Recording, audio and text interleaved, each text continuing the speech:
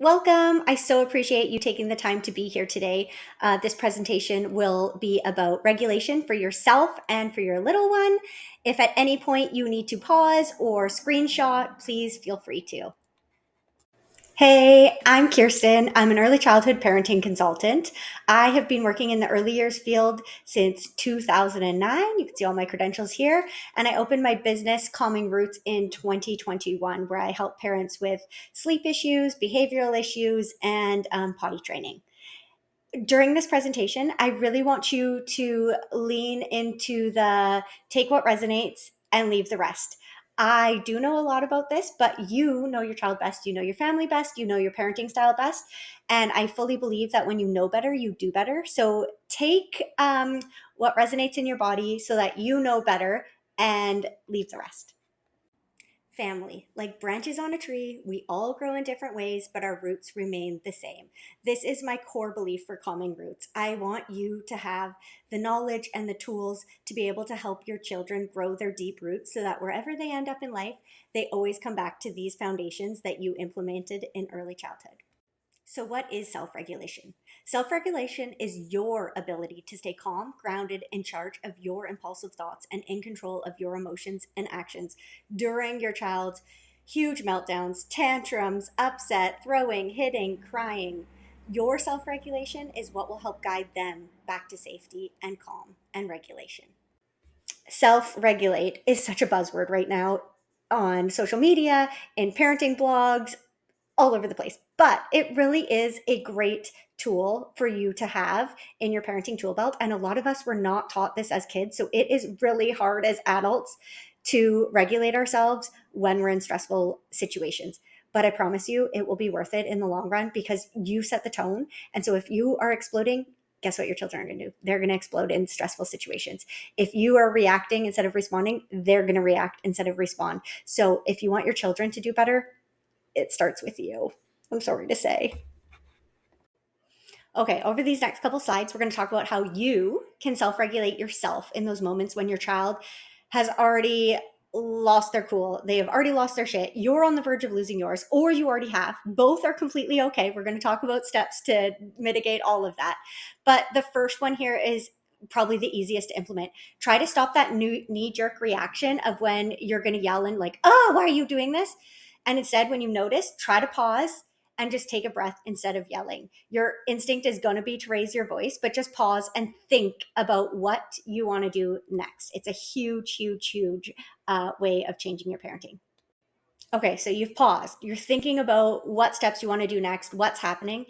I want you now to just hold some space for your child's big feelings instead of taking them personally if they're yelling, I hate you, you're the worst mom ever, blah, blah, blah, whatever they can think of. I just want you to take that moment to be like, they're having a hard time. How can I help them out of this instead of adding fuel to the fire? If you start yelling or engaging in that power struggle of like, I'm not the worst mommy ever, you don't hate me, it's just going to add fuel to the fire. So I just want you to zip it, stay quiet, keep breathing, and just remind yourself that it's not about you, it's about them and how can you best help them in this scenario.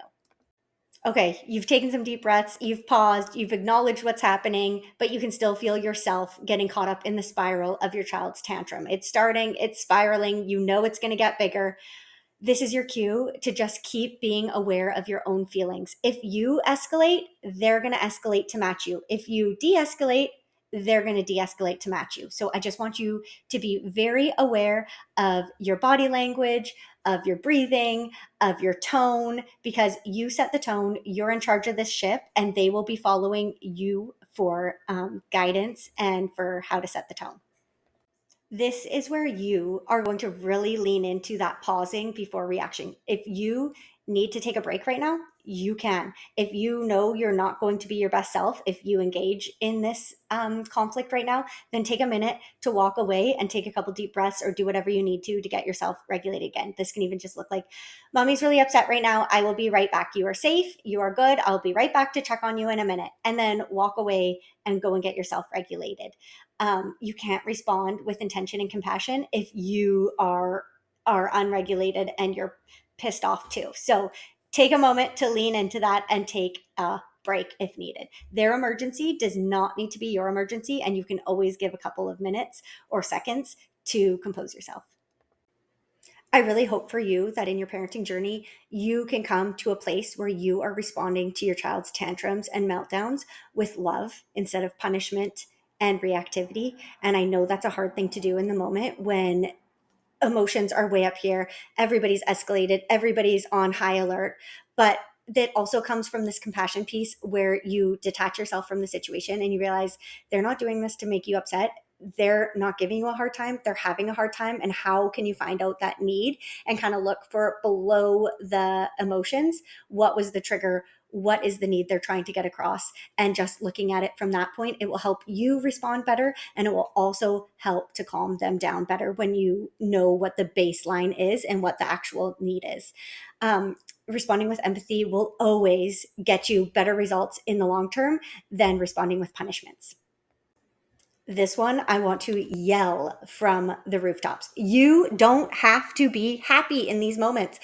There is such like this misconstrued idea in gentle parenting that staying calm means you're shooting rainbows out of your butt. It does not. You can still be being firm and stern and being calm.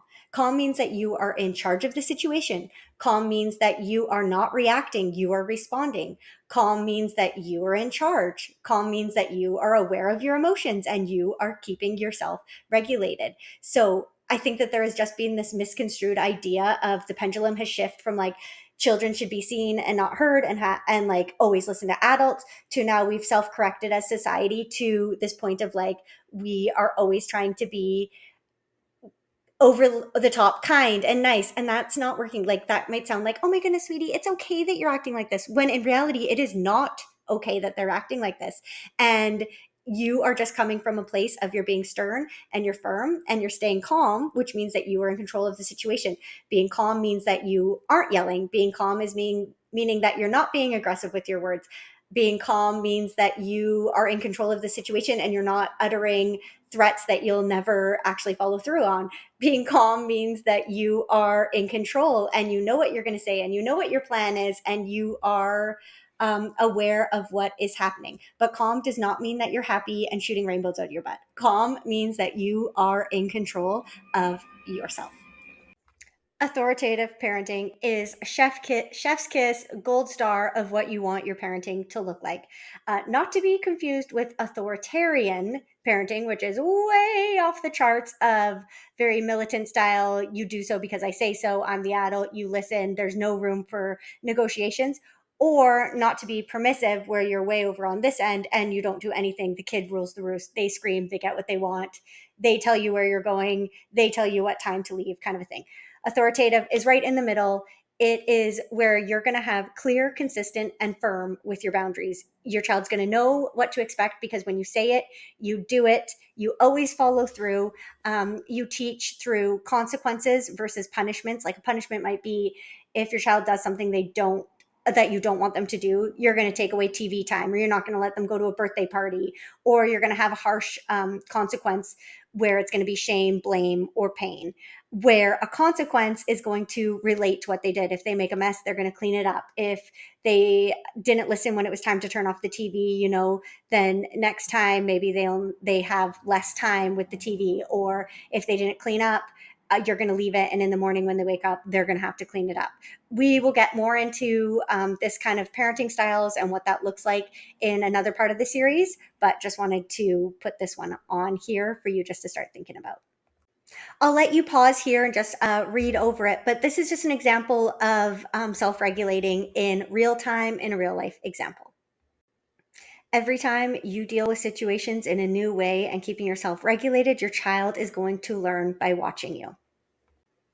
I'm assuming that you had the same childhood as me and self-regulation was not talked about. It was, if you're upset, go to your room and calm down by yourself. It was, you're fine, you're making a big deal of this, like calm down. It was stop, that's enough, no more, kind of a thing whenever big emotions arose. So this is why self-regulation really matters as an adult, and to be explaining it in real time to your child. Like, you can tell them you're mad, you can tell them you're upset, and then I want you to take it the next step higher, where you're also kind of sports announcing and narrating what's happening in your body so that they learn by watching you calm yourself down. And I really want to reiterate how important empathy in these moments are. Like your little one, their nervous systems are still developing. It's like riding a bike. We wouldn't shame a kid for not knowing how to ride a bike the first 10 times they got on it, maybe even 20 times. Like to us, that skill is just like, duh, they don't have it. We need to help teach them.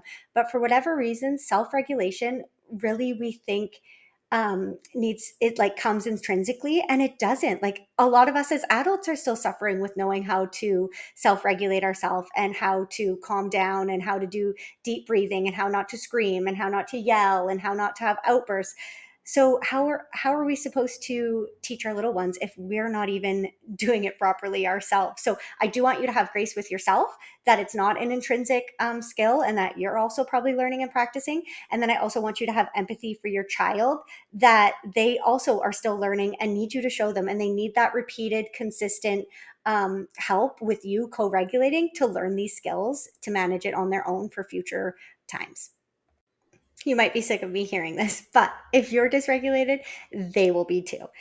When they're having a meltdown, they're already dysregulated. You also now being dysregulated and not controlling your emotions, it's just going to throw fuel on the flames, and it's going to get bigger and bigger. So sometimes, even when you're pissed, even when you're freaking out, even if you can't get yourself back regulated, this might just look like you staying quiet and just sitting. If you're standing above them, that also can add some fuel to the fire. So even like I'll just sit on the floor beside them and I'll just stay quiet and I won't say anything, and I'll just kind of let them get it all out, because it's just like a storm that needs to be purged and you kind of just have to wait it out. So just a reminder that even if you can't get yourself regulated, just stay quiet, just zip it and just sit there and just wait with them so that they know their emotions aren't too much, and that they can see that they've got an adult there that's calm and willing to sit through it with them. Your regulation is going to become their foundation. Obviously, I was a bit dramatic here when I wrote for the rest of their life. We're humans, we're always growing and adapting, and they can always change their foundations and their knowings. But it is like how we talked about at the start with the quote, like roots. They're growing their roots right now, and these are really going to become their knee-jerk reactions when emotions arise, when stress arrives, when conflicts arise, of how they are going to handle these situations. So by you changing your parenting style and by changing your self-regulation styles of if you are exploding, to trying to take that pause, if you are yelling, to correct yourself in those moments and be like, oh, I didn't mean to speak to you like that, I'm going to try again. It's really going to set the tone moving forward of how they deal with things later on in life and even right now. And it takes a lot of consistent, repetitive times for them to learn and for you to learn. So please be patient with you both. I promise you that when you start working on your self regulation skills, you're going to start noticing a difference in their tantrums, with the severity and how long they last, and also the resilience of how quickly they can snap back and go and get out of those spirals. So it's worth it. It is 1,000% worth it to change it up and do things differently. So the nature versus nurture part of your child's brain, they actually possess a thing called mirror neurons, which help them learn how to do things. So like peekaboo when they watch you, like when they're really little and you're just babbling and you're like, ba, ba, ba, ba, ba, and then they copy you back. The same thing goes for mirror neurons with emotional regulation. When they watch you, they learn. This is a doozy of a page. So if you need to pause after this, please do, to read everything. But this is just going over how to co regulate with your child. So in the moment, pause and breathe. Take a breather. If you don't know what you're going to say next, I encourage you to actually walk away and figure that out before you re enter the scene of chaos. Acknowledge the emotions, not what they're saying. So if they are screaming, I hate you, or you're being mean, or you're dumb, the thousands of things they could be saying, and I know they do say, just validate the feeling underneath it. Wow, you sound like you are really mad at me right now to be saying those words. Or wow, because I told you no about da da da da da, you are saying those hurtful things. You must be really sad right now. Is that how you're feeling? So don't look at the words, look at the underlying emotion, so that their brain starts to learn, oh, I am mad. Oh, I am sad. Oh, I am frustrated. So start naming those words with emotions so that they start to learn. Um, Also, kind of try to keep your tone just firm, stern, and level. Don't be elevated. Don't actually not don't. If they are very elevated, you can try whispering so that you kind of draw them in and they have to calm their tone to hear you. And if they will let you, provide them with physical comfort. So this could look like a hug, a super big squeeze, patting on their back or on their chest. Those are all great nervous system regulators. And also proximity. Get down to their level. So if they're crying and they're sitting on the floor, go sit on the floor with them. What will happen if you don't self regulate? Well, nothing. You're going to keep doing what you're doing and nothing's going to change. Your children are going to copy what you're doing. So if you are yelling or slamming doors or flying off the handle, it's just going to teach them. Those mirror neurons are going to mirror what you're doing, and it's going to teach them that, oh, this is how we deal with stressful situations. So if you want them to be doing things differently, you're going to have to look at how you're handling it, and you're going to have to start doing things differently.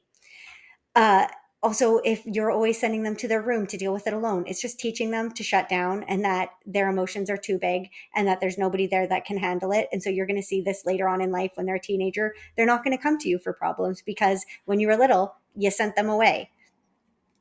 And your stress is going to feel their stress. So by changing how you're regulating, you're going to change how they regulate.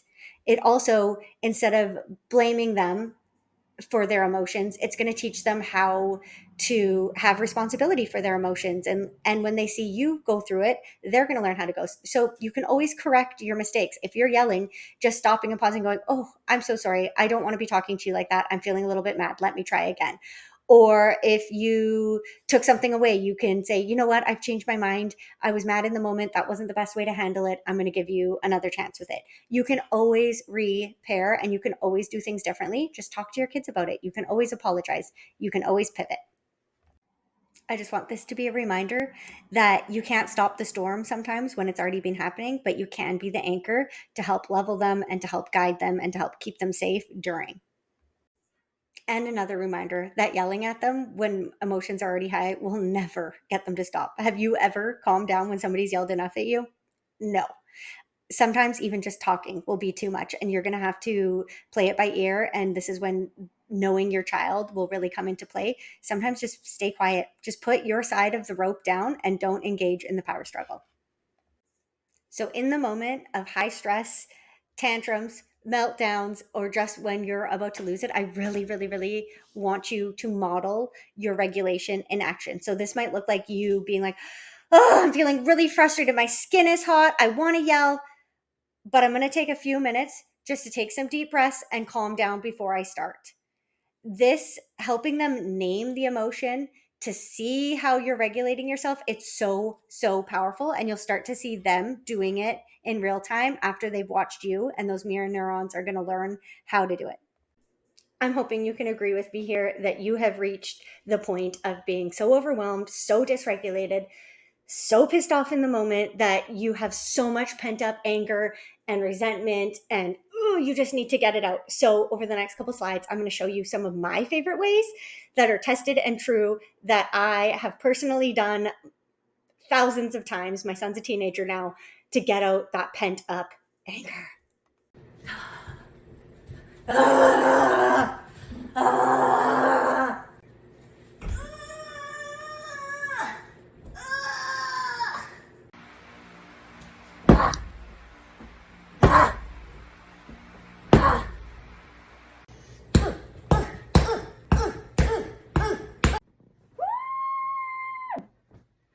and if you can't actually yell because it's too loud, just making the face. Ah! It helps get it out of your body. I know it looks ridiculous.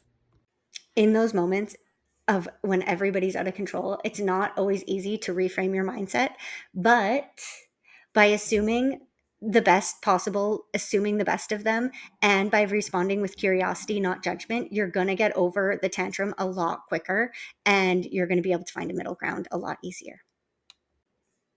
Let's get into the difference between a tantrum versus a meltdown, because I feel like these words are used interchangeably and people don't actually know the difference. So, a tantrum is caused by a child not getting their way and not having the language or the self-control to regulate their emotions. So this will result in them yelling, crying, hitting, biting, throwing, you name it. Like these will be in a big explosion to get what they want. These behaviors will appear when they want something or need something, but don't know how to ask for it or express themselves in a positive way. So a lot of times parents actually accidentally reinforce these because they give the child what they want from the yelling or the hitting or the kicking or throwing or the biting just to get the tantrum to end. And what I want you to reframe, if you have been doing this, is to start teaching them how to ask for it or what to do to get it, so that the next time this happens, they know how to get their needs met in a positive way. And now a meltdown is, it starts off as a tantrum, but then it moves into a reaction of being overwhelmed. And it's usually not usually, it is from a physiological need not being met. So they are overtired and they need sleep. They are hungry and they need food. They are having a sensory issue and they need the shirt removed because it's too itchy, or they need the jacket taken off because they're too hot. And when they have moved into meltdown mode, their brain switches to fight or flight, and you need to just meet that physiological need. So you need to put them to bed, you need to get them food, you need to get them out of the environment and into an environment that will help them regulate. Okay, we're going to go through it one last time of how you can step by step co-regulate with your child. So first, regulate yourself. Take a breath, check in with your body, see how you're feeling, make a plan in your head of what your next steps are going to be. Instead of being above them and talking down to them, I want you to get down to their level and in proximity, eye to eye. This will help them calm down quicker.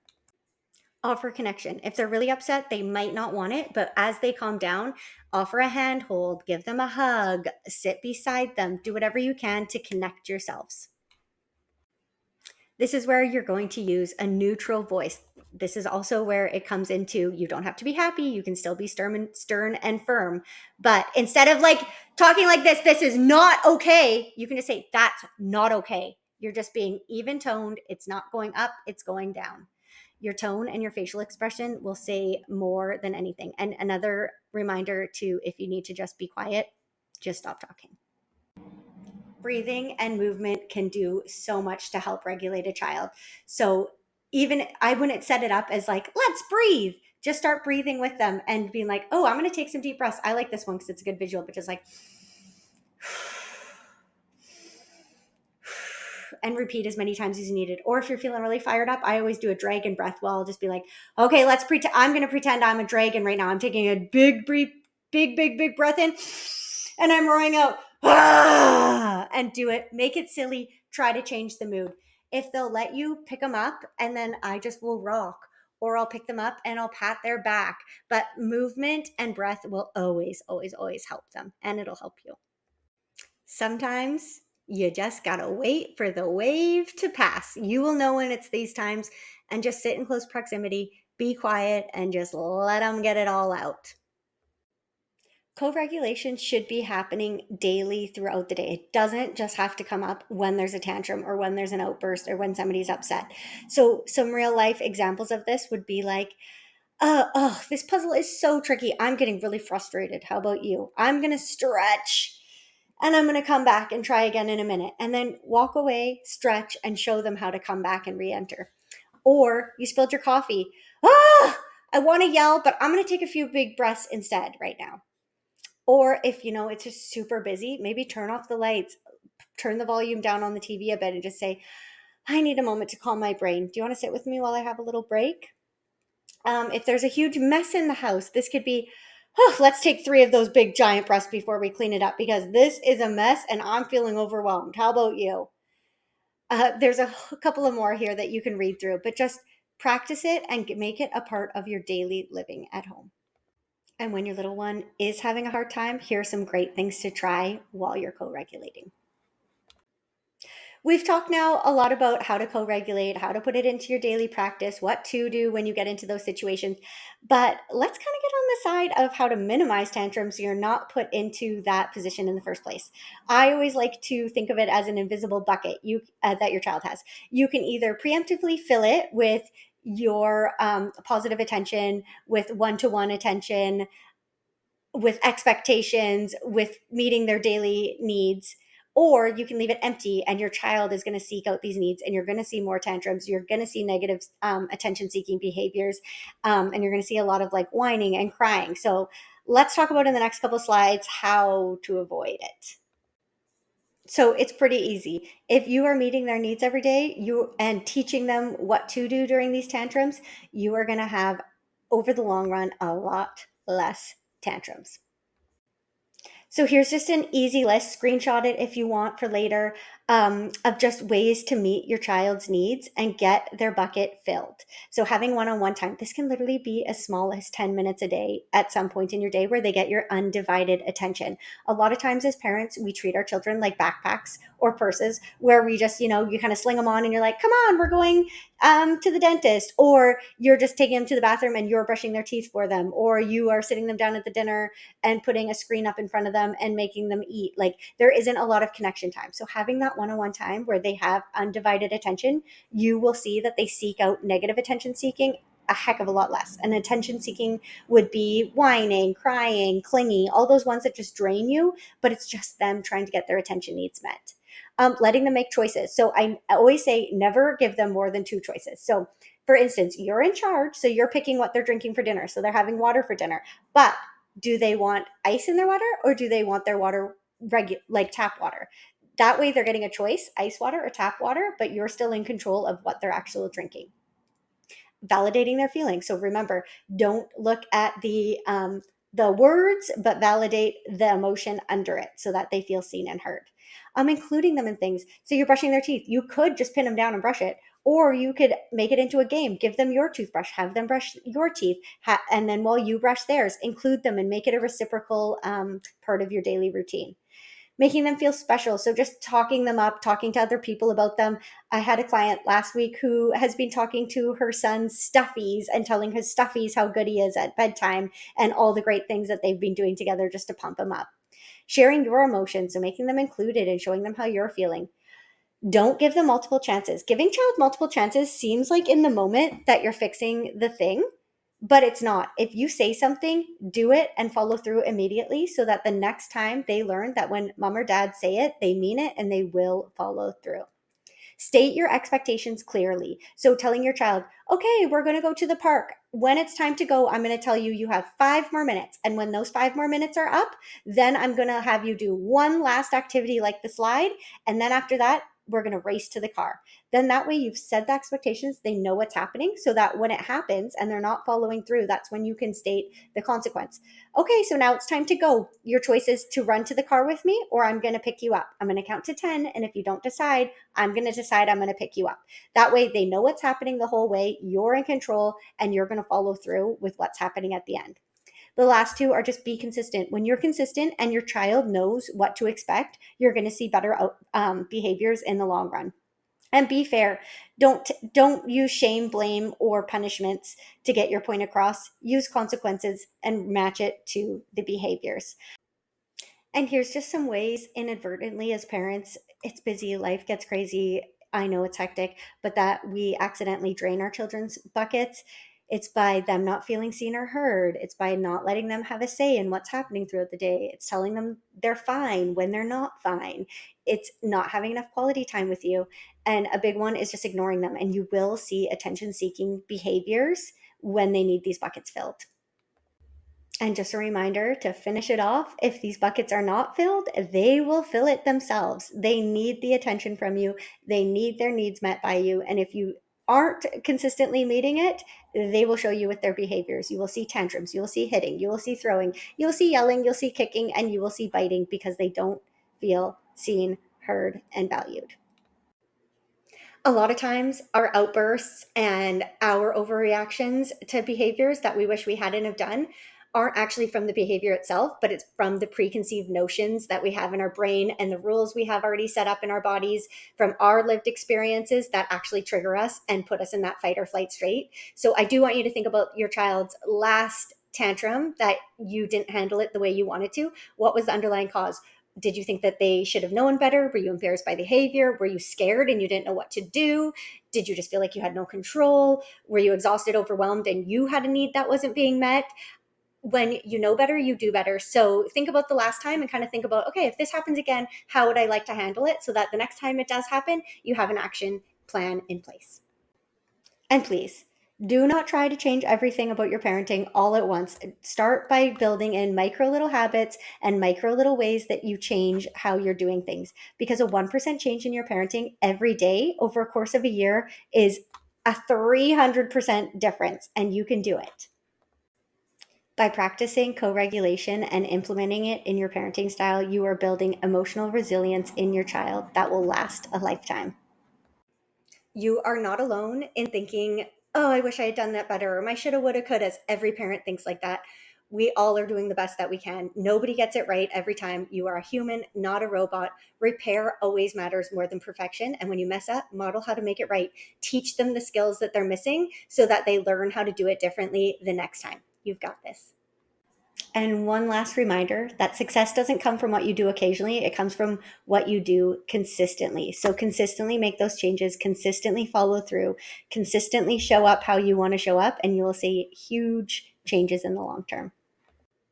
Thanks for joining me today. If you have any questions or need clarification on anything, please email me at info@calmingroots.ca. You can also check out my website at www.calmingroots.ca or follow me on social media at Calming Roots. There's also a link over there to join my parenting membership camp, and I hope I see you in there.